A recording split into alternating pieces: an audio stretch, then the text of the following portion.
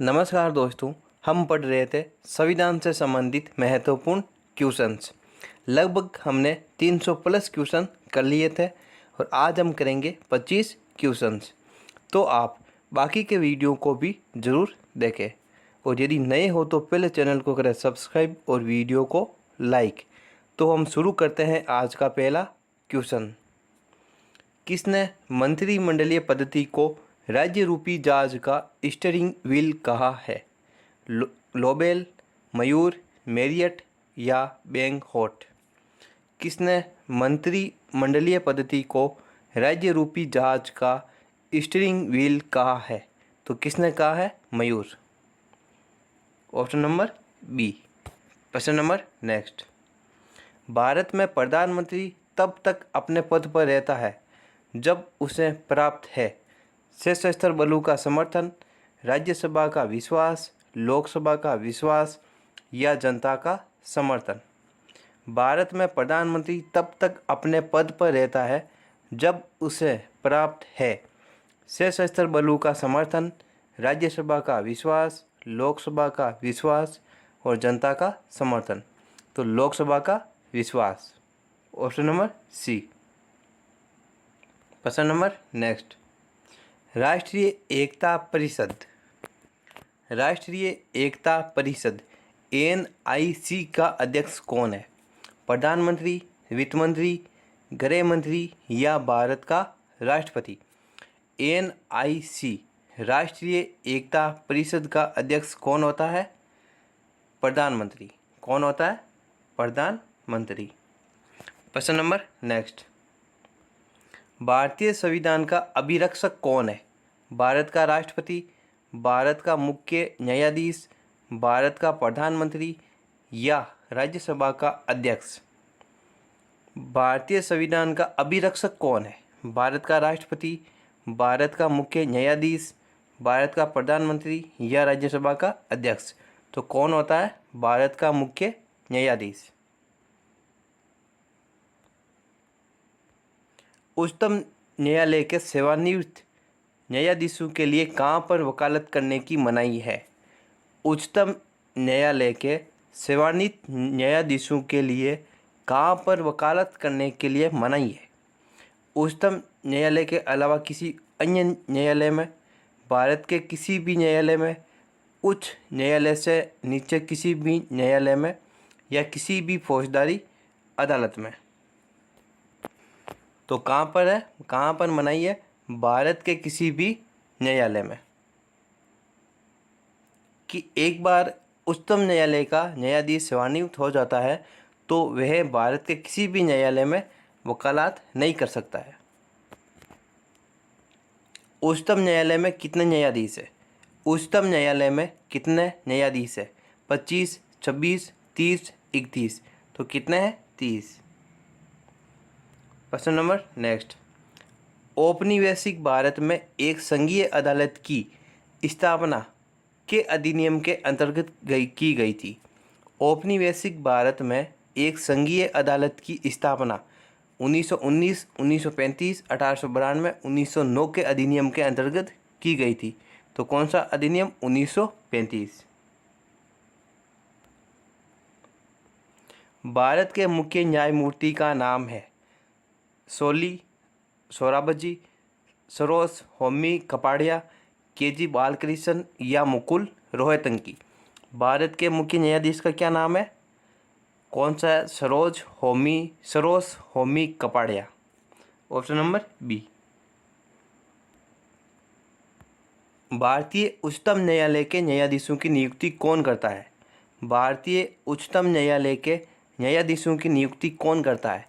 राष्ट्रपति, मुख्य न्यायाधीश, प्रधानमंत्री या मंत्री परिषद? तो उच्चतम न्यायालय के न्यायाधीशों की नियुक्ति कौन करता है? राष्ट्रपति। प्रश्न नंबर नेक्स्ट। निम्न में से कौन सी रीट ऐसी है जो केवल किसी सरकारी पदाधिकारी के विरुद्ध लागू की जा सकती है? बंदी उपस्थापन, परमादेश, निषेध या उत्प्रेषण? तो कौन सी है? परमादेश। परमादेश ऐसी रीट है जो केवल किसी सरकारी पदाधिकारी के विरोध ही लागू की जा सकती है। भारतीय संविधान का अंतिम वाक्यता है केंद्रीय मंत्रिमंडल, राष्ट्रपति, उच्च न्यायालय या सर्वोच्च न्यायालय। तो भारतीय संविधान का अंतिम वाक्यता है सर्वोच्च न्यायालय। संविधान की व्याख्या कौन करता है? विधानमंडल, कार्यपालिका, न्यायपालिका या राष्ट्रपति? संविधान की व्याख्या कौन करता है? न्यायपालिका। Option number C.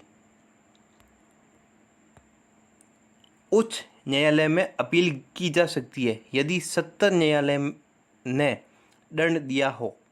उच्च न्यायालय में अपील की जा सकती है, उच्च न्यायालय में अपील की जा सकती है यदि सत्तर न्यायालय ने दंड दिया हो 1 वर्ष या अधिक का।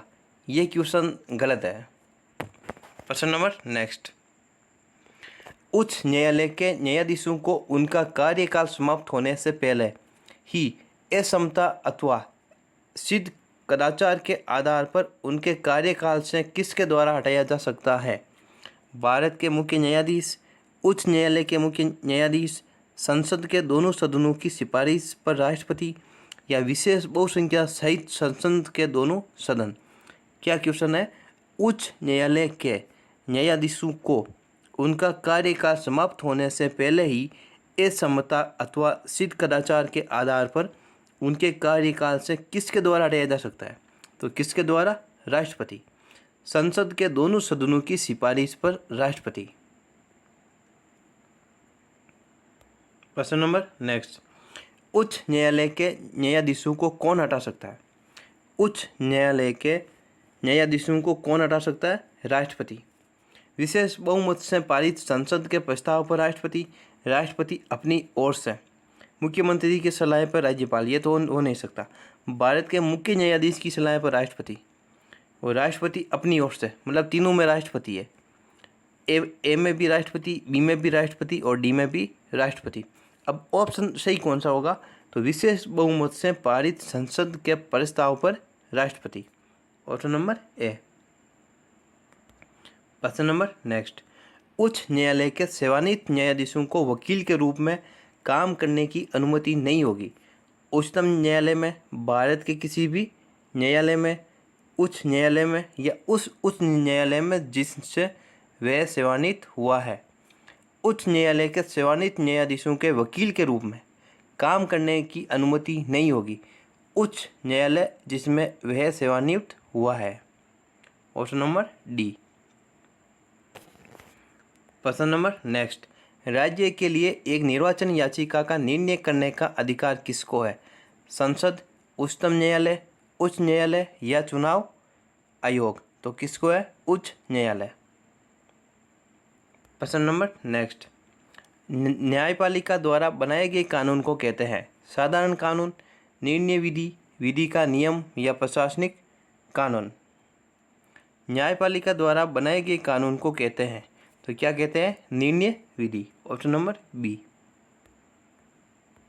सबसे पहले किस उच्च न्यायालय ने घोषणा की थी कि बंद असंवैधानिक है? सबसे पहले किस उच्च न्यायालय ने घोषणा की थी कि बंद असंवैधानिक है? आंध्र प्रदेश, मध्य प्रदेश, केरल और ओडिशा। तो किसने की थी? केरल। क्वेश्चन क्या है? सबसे पहले किस उच्च न्यायालय ने घोषणा की थी कि बंद असंवैधानिक है? प्रश्न नंबर नेक्स्ट। उच्चतम न्यायालय में एक मुख्य न्यायाधीश के अलावा अधिकतम कितने अन्य न्यायाधीश हो सकते हैं? 28, 25, 26 या 21? तो कितने हो सकते हैं? 25। उच्चतम न्यायालय के न्यायाधीश किस आयु तक अपने पद पर बने रहते हैं? उच्चतम न्यायालय के न्यायाधीश किस आयु तक अपने पद पर बने रहते हैं? 62 वर्ष, 65 वर्ष, 70 वर्ष या कोई आयु का सीमा नहीं है। उच्चतम न्यायालय के न्यायाधीश किस आयु तक अपने पद पर बने रहते हैं? 62 वर्ष, 65 वर्ष। कितने वर्ष? 65 वर्ष। सर्वोच्च न्यायालय के न्यायाधीश किस आयु में सेवानिवृत्त होते हैं? सर्वोच्च न्यायालय के न्यायाधीश किस आयु में सेवानिवृत्त होते हैं? 60, 62, 64, 65। ये क्वेश्चन है आपके लिए, जिसका उत्तर बताना है आपको कमेंट बॉक्स में कि सर्वोच्च न्यायालय के न्यायाधीश किस आयु में सेवानिवृत्त होते हैं।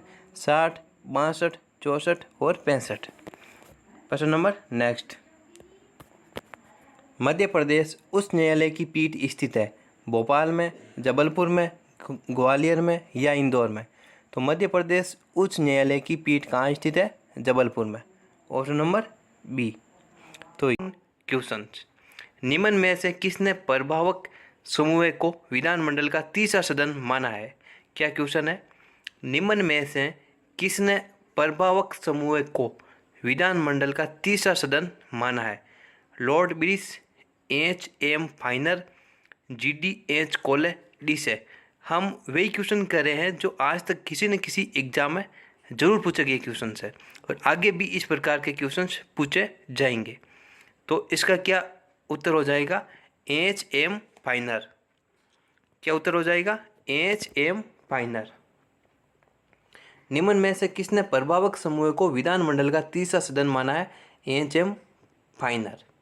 प्रश्न नंबर नेक्स्ट। राज्य विधानसभा के सदस्यों की अधिकतम निर्धारित संख्या क्या है?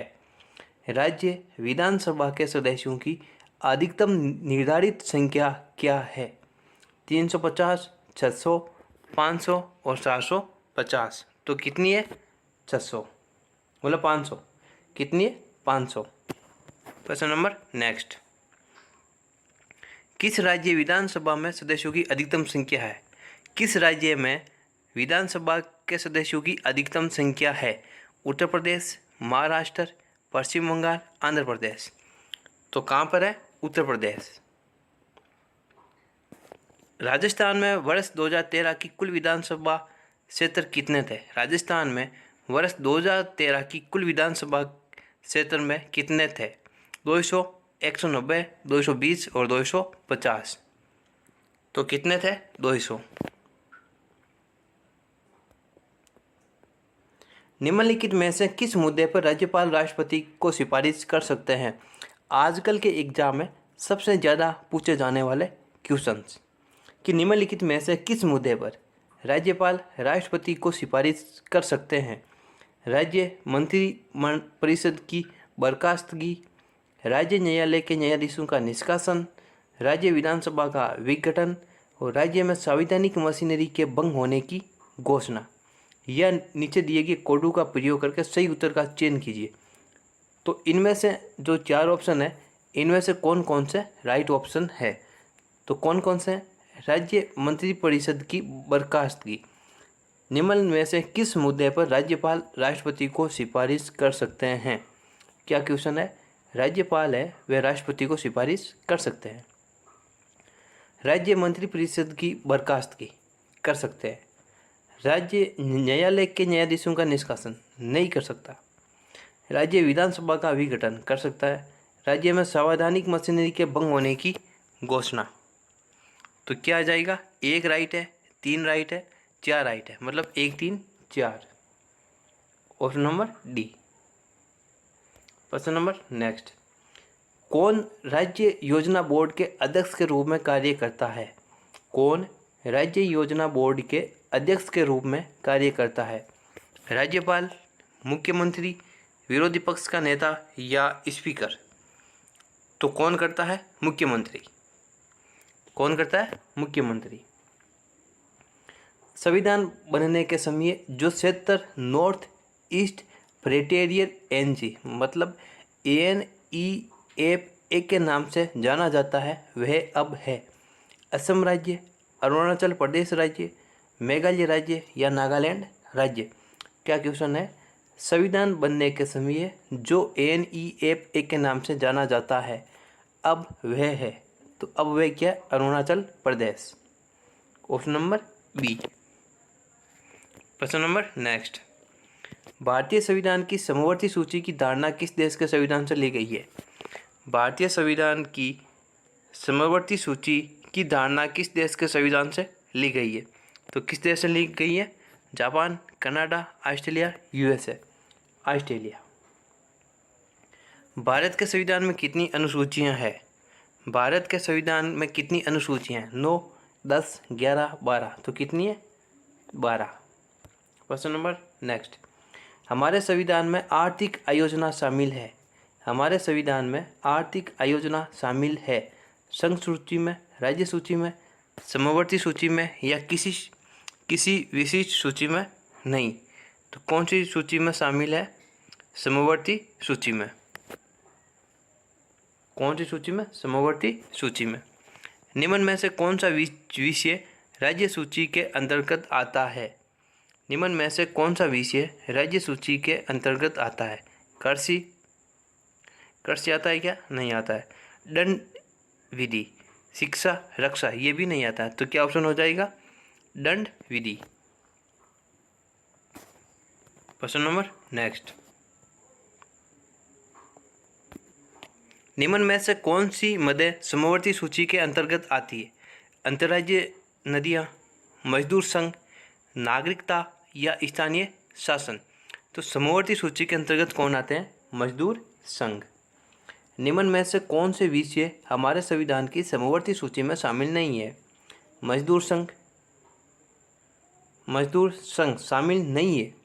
शेयर बाजार तथा भावी बाजार, जंगली जानवर तथा पक्षियों का संरक्षण। तो कौन सा नहीं है? निम्न में से कौन से विषय हमारे संविधान की समवर्ती सूची में शामिल नहीं है? तो मजदूर संघ तो शामिल है, क्योंकि हमने पिछले क्वेश्चन में पढ़ा था कि निम्न में से कौन सी मदें समवर्ती सूची के अंतर्गत आती है। तो मजदूर संघ। और एक जंगली जानवरों तथा पक्षियों का संरक्षण भी आता है। तो कौन सा नहीं होगा? शेयर बाजार तथा भावी बाजार, ये है जो समवर्ती सूची के अंतर्गत शामिल नहीं है। क्वेश्चन नंबर नेक्स्ट, निम्न में से कौन सा विषय केंद्रीय सूची में नहीं है? जनगणना, बैंकिंग, मजदूर संगठन, विदेशी ऋण। तो मजदूर संगठन है वह केंद्रीय सूची में शामिल नहीं है। भारतीय संविधान के किस संशोधन द्वारा पंचायती राज व्यवस्था को संवैधानिक दर्जा दिया गया? भारतीय संविधान के किस संशोधन द्वारा पंचायती राज व्यवस्था को संवैधानिक दर्जा दिया गया? 71वें, 72वें, 73वें और 74वें और 74। तो कौन से संवैधानिक दर्जा दिया गया? 73। भारतीय संविधान के किस संशोधन द्वारा पंचायती राज व्यवस्था को संवैधानिक दर्जा दिया गया? 73वें संशोधन द्वारा। अब एक क्वेश्चन है आपके लिए जिसका उत्तर बताना है आपको कमेंट बॉक्स में कि भारत के संविधान में कितनी अनुसूचियां हैं। क्या क्वेश्चन है? भारत के संविधान में कितनी अनुसूचियां हैं? 9, 10, 11, 12। A option, B option, C option, D option. 9, 10, 11, 12 कि भारतीय संविधान में कितनी अनुसूचियां हैं। इसका उत्तर आपको कमेंट बॉक्स में ज़रूर बताना है। और आपको यदि वीडियो अच्छा लगा तो वीडियो को लाइक करना है और चैनल को सब्सक्राइब जरूर करना है। तो आज के लिए इतना ही, धन्यवाद।